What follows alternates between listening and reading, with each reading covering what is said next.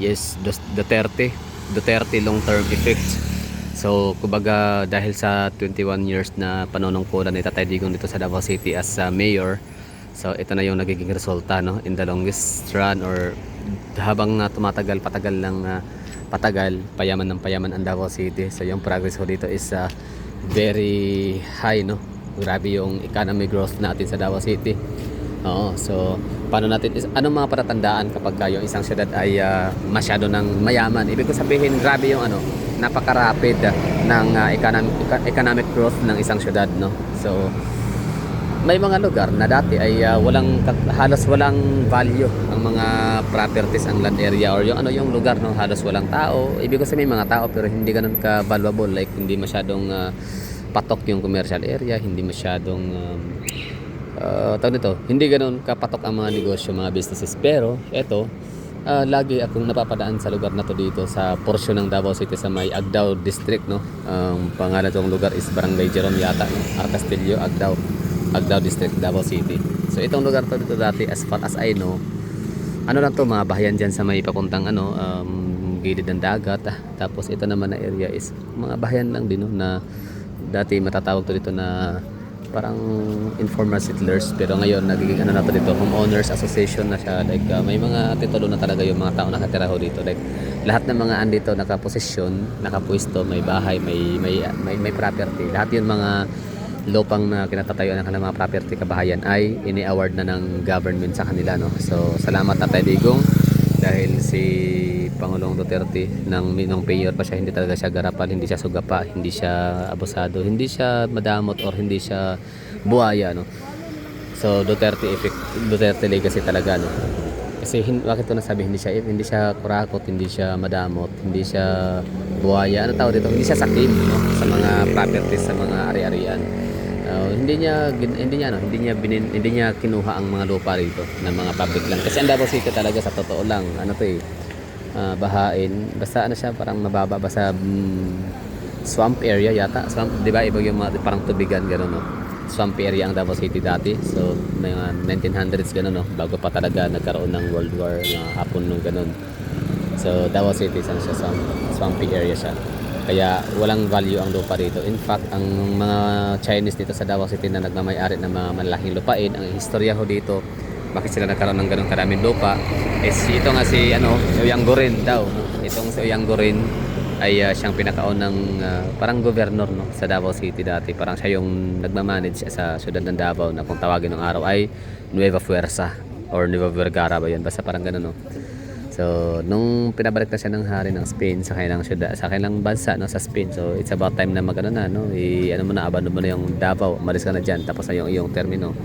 So hindi niyang umuwi sa kanilang bansa, kaso nga lang wala siyang pera, wala siyang kapera-pera, so hindi niya matanggap yun. I mean, hindi siya papayag, or hindi pwedeng wala siyang dalang pera sa Espanya galing sa Pilipinas. So ginawa niya, dahil siya yung governor, makapangyarihan. So itong mga Chinese, itong mga Chino dito sa Davao City, sa Chinatown, alam naman talaga natin nung back in the days, no, na mga 1900s or 1800s, ang mga may pera naman talaga sa Pilipinas ay mga Chino, mga Chinese. Kasi ang mga Pilipino, mga kabayan natin ng araw, mga ancient days, no, hindi naman talaga yan sila gumagamit yata ng pera, if I'm not mistaken, no. Parang barter, sila, no, barter yung business system nila. Yung kalabasa, papalitan mo ng sinchanso, gano'n, no.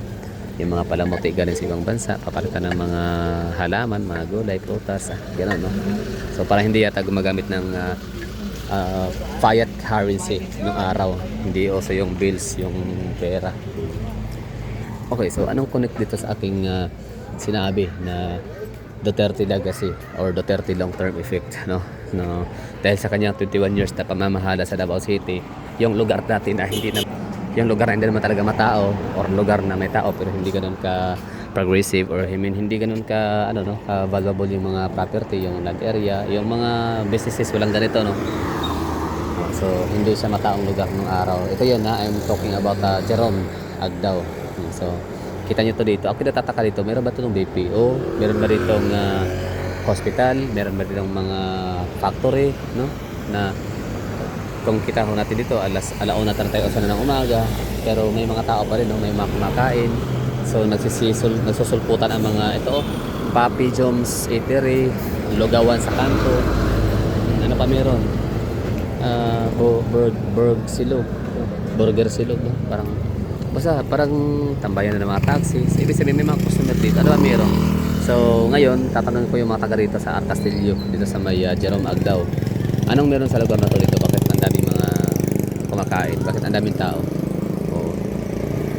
So, ito yun ha, long-term effect. Duterte long-term effect or Duterte effect. Duterte legacy, Davao City. So, ano na siya? Kumbaga, hindi na mapipigilan. Unstoppable na ang pagyaman ng Davao City pag-aasinso. Kahit pa sa corrupt government system natin national, still Davao City still thriving, no? So maraming salamat sa durian, kakao, kape, sa mga prutas, sa mga pagkain, agricultural products sa Davao City kasi isa yan talaga sa nagdadagdag nagpapalaki ng GDP ng Davao City. Kaya kahit pa hindi ganun kadami ang township sa Davao City, no, compare sa Manila, still ano pa rin, no, sustain pa rin ang ano natin dito, yung ating resources kasi ang resources natin sa Davao City is diverse, no, hindi lang siya umaasa sa mga PPO, no, mga ganyan, no, kundi may mga ano talaga tayo, mga farmlands, ang dami, and proud to be Davaoeño tayo dahil dyan. So Duterte long term effect, no. So ito lugar na walang ano masyado dati, walang tao, like may mga tao, may mga bahayan lang, pero ang lugar na to dito is walang masyadong nagpupunta sa lugar. Ngayon, ang dami na, mga restaurant na, ang dami. So, tingnan natin. So, shout out sa mga taga nila, taga Jerome Agdao. What's up, men? No? Anong ginagawa ko dito dyan? Kumusta? Anong meron sa inyong lugar? No? Creek.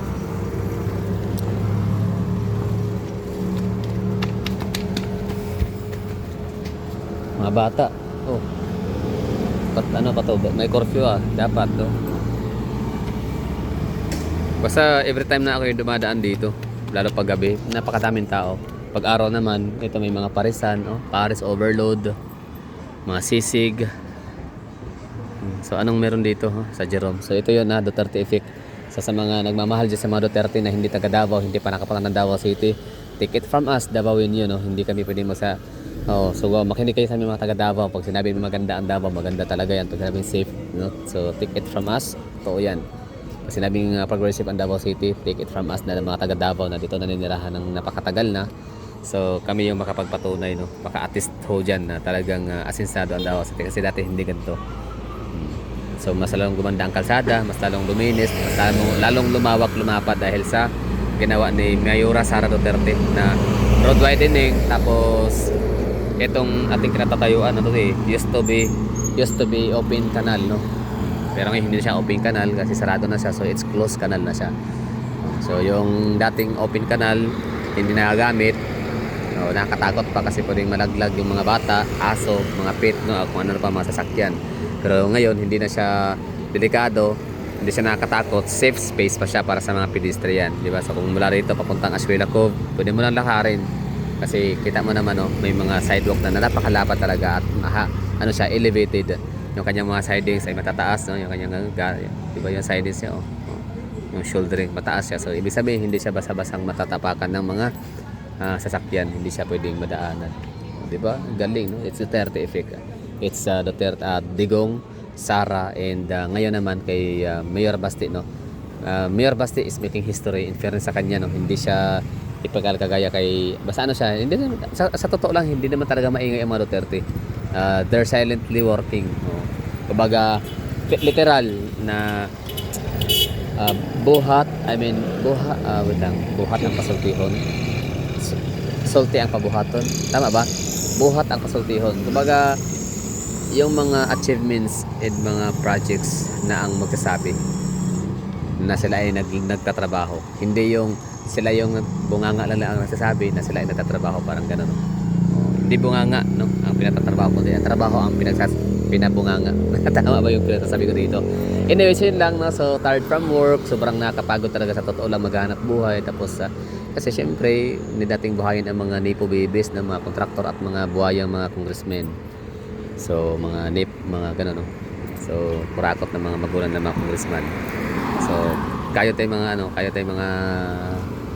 mga Pilipino, ordinary Pilipino, para sa napaka-lavish lifestyle ng natin, ng mga anak ng mga congressman, ng mga kurakot. So, tired from work, I have to say bye-bye. And ingat so kayong lahat dyan, no? Davao City is indeed a safe place to live. Livable city. Duterte effect, Duterte legacy.